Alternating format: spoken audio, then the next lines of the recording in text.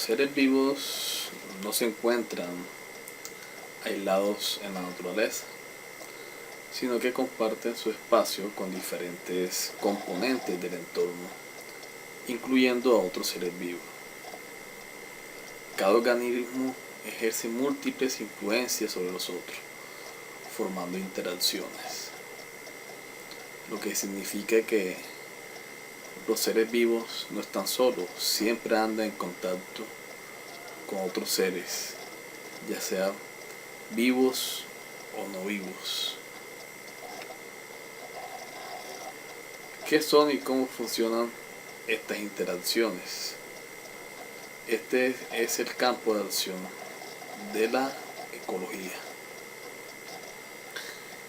Entonces se puede decir que la ecología es la interacción entre seres vivos y su entorno, o es decir, entre seres vivos y su hábitat, o también se podría afirmar entre seres bióticos, que son los que tienen vidas, y los factores abióticos, que son aquellos que no tienen vida, que pueden ser tangibles, como una piedra, los granos de arena, o intangibles, como el pH, la humedad, la temperatura, entre otros.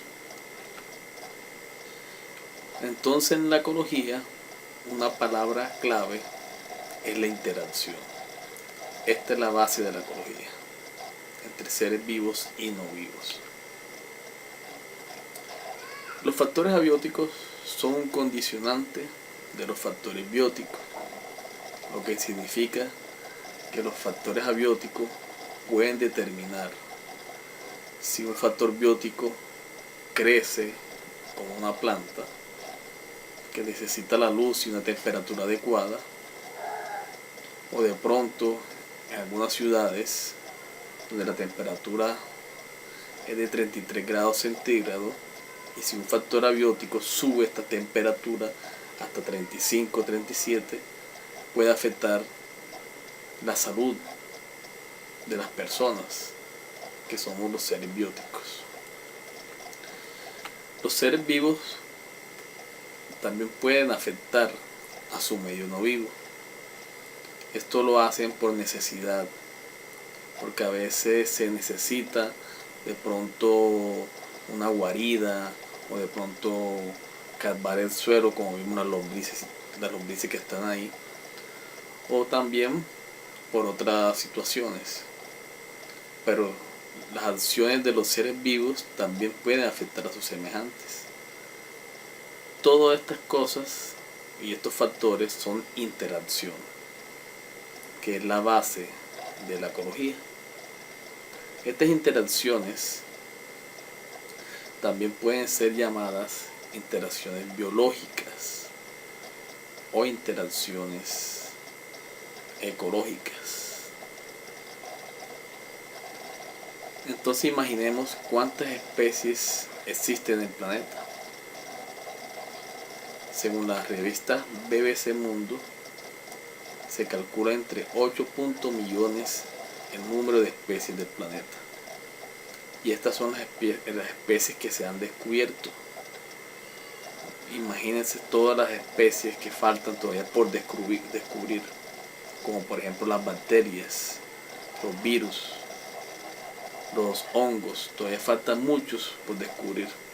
Y también muchas especies de animales y vegetales. Entonces todas estas especies tienen interacción con otro organismo. Entonces, ¿cuántas interacciones biológicas se pueden dar entre las especies? Es una pregunta que nos podemos hacer.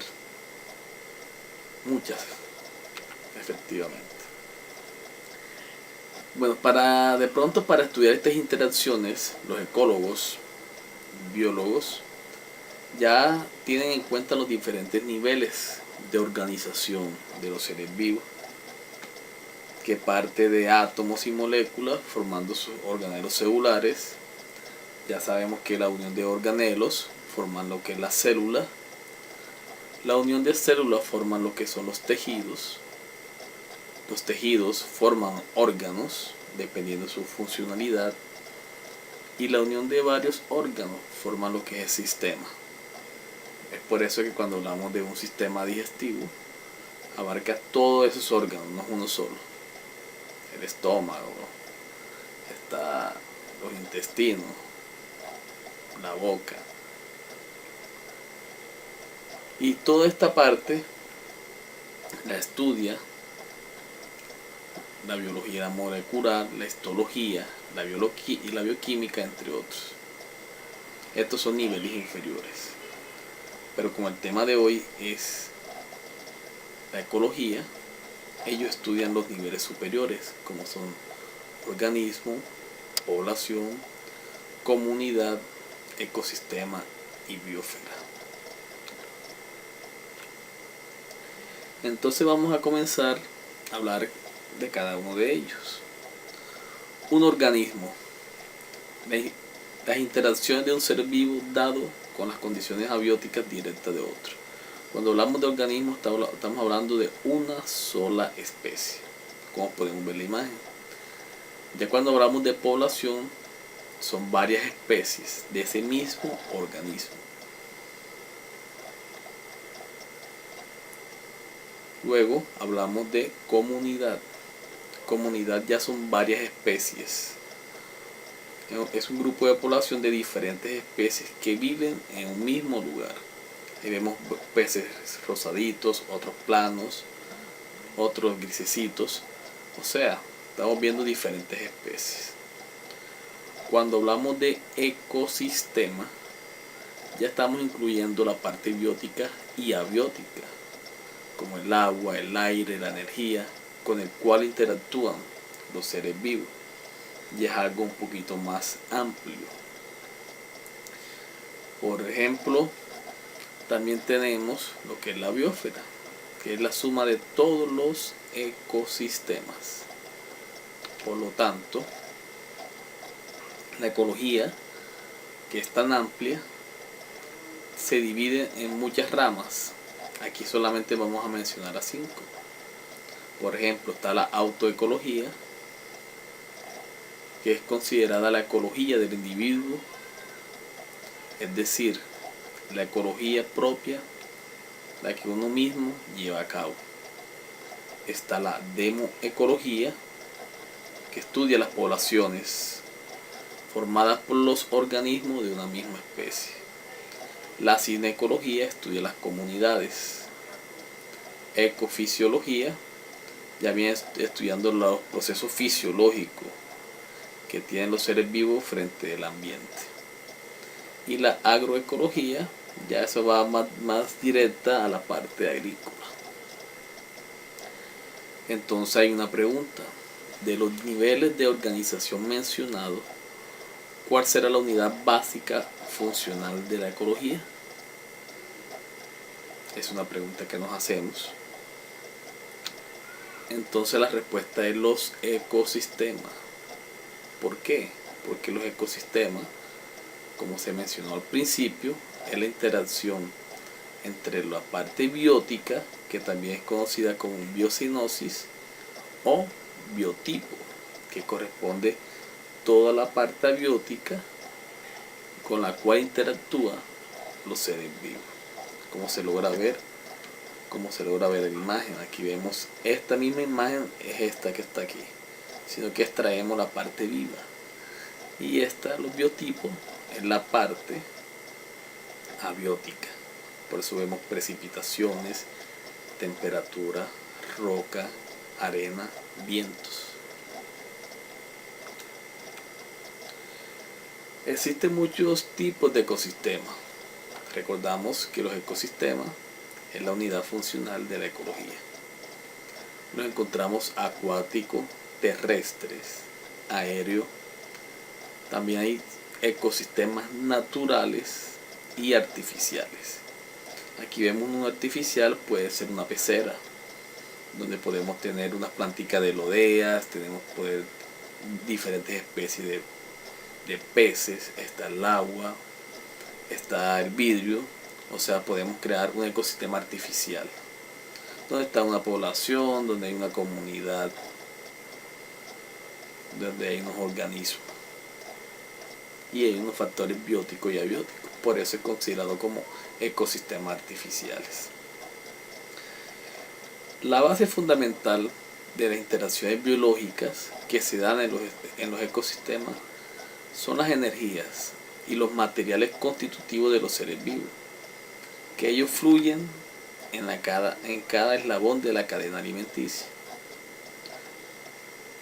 Recordemos que la cadena alimenticia está compuesta por los productores, que son aquellos que producen su propio alimento y son los que introducen la energía a todo el sistema a través de la fotosíntesis. Es por esto que los productores son tan importantes en nuestra vida, que son las plantas. Por eso son los biólogos, nosotros nos encargamos de hacer énfasis que tenemos que cuidar los árboles, que ellos nos brindan no solamente la energía, sino el oxígeno que nosotros respiramos. También tenemos a los consumidores. Tenemos los primarios, que son aquellos que se alimentan de las plantas. Están los consumidores secundarios, terciarios y cuaternarios. Y por último están los descomponedores, que se encargan de digerir el material muerto y de esta forma también ingresan la energía al sistema. Entonces todo es un equilibrio. La energía que entra al sistema siempre va fluyendo de un eslabón a otro en un 10%. Es decir, que si se almacena 20.000 kilocalorías por año en los productores, para los consumidores primarios habrá solamente 2.000 kilocalorías, un 10%. Para los siguientes habrá 200 kilocalorías. Para el siguiente habrá 20 y para el siguiente va a haber 12 kilocalorías. Digamos que esto es una regla del 10%. ¿Qué pasa con toda esta calor que se va perdiendo en cada eslabón de la cadena? Se entra o queda en el sistema en forma de calor. Les recuerdo que la energía no se crea ni se destruye, solo se transforma. Entonces aquí entra ya a jugar la cadena alimenticia. La cadena alimenticia es importante en nuestro ecosistema. Todos los animales tienen una función en este ecosistema. Entonces aquí tenemos productores, tenemos la mariposa, que viene siendo un consumidor primario, un anfibio, un sapo, consumidor secundario, y una serpiente que viene siendo consumidor terciario.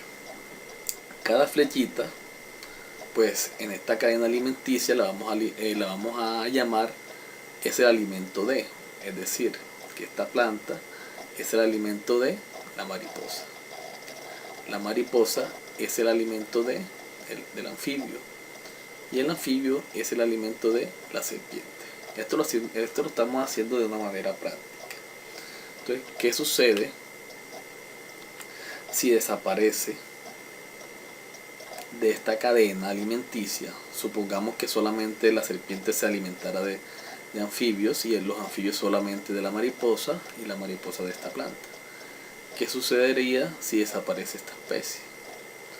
Entonces, si desaparece esta especie, inmediatamente desaparece el consumidor terciario, que viene siendo el depredador. Es decir, desaparece la serpiente. ¿Por qué? Porque no está el alimento de ella. Y habría una abundancia de mariposas, los cuales competirían por el alimento. Es decir, que este ciclo o esta cadena alimenticia se vería afectada.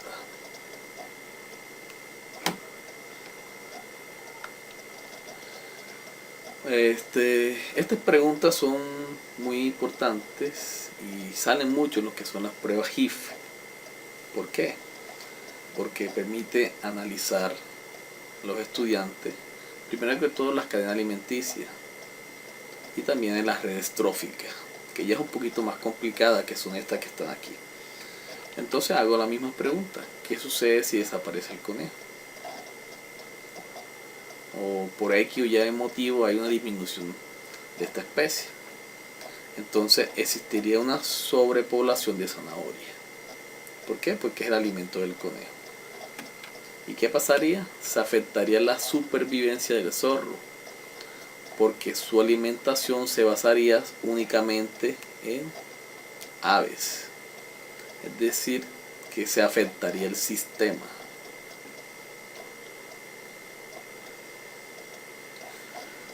Bueno,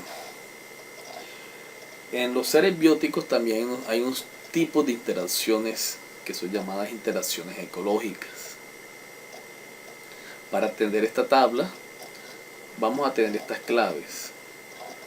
El 0 va a significar ni se perjudica ni se beneficia. El signo más va a significar especies beneficiadas. El signo menos, especies perjudicadas. Entonces la primera interacción que vamos a nombrar es el neutralismo. Vemos que tiene 2 ceros. Por lo tanto, significa que ninguna de las poblaciones se afecta. Es decir, que ninguna se perjudica ni se beneficia. En competencia, vemos 2 signos negativos. Miramos acá. Ambas especies se perjudican. Está el comensalismo.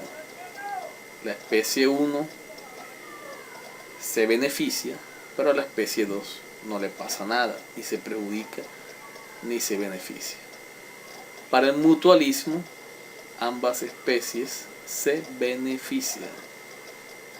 Parasitismo es cuando una especie se beneficia y la otra se ve afectada. Y la depredación pasa lo mismo, una especie se beneficia y la otra también se ve afectada. Entonces miremos unos ejemplos. Neutralismo, vemos la cebra que pasta y la jirafa que se alimenta de la yema de los tallos. Ninguna se afecta, por lo tanto ambas se benefician, ¿no? Le da lo mismo si están o no están. Competencia. Las especies pueden competir por el alimento, por el agua, el espacio, la luz, la posibilidad de aparearse o cualquier otro recurso que puedan necesitar para sobrevivir y reproducirse. En la competencia vemos 2 signos negativos indicando que ambas especies se perjudican. Vemos que son animales de la misma especie, entonces esto se llama interacción intraespecífica. Si fueran de las diferentes especies, se llamaran interacción interespecífica. Está el comensalismo. Una especie se beneficia y la otra no le pasa nada.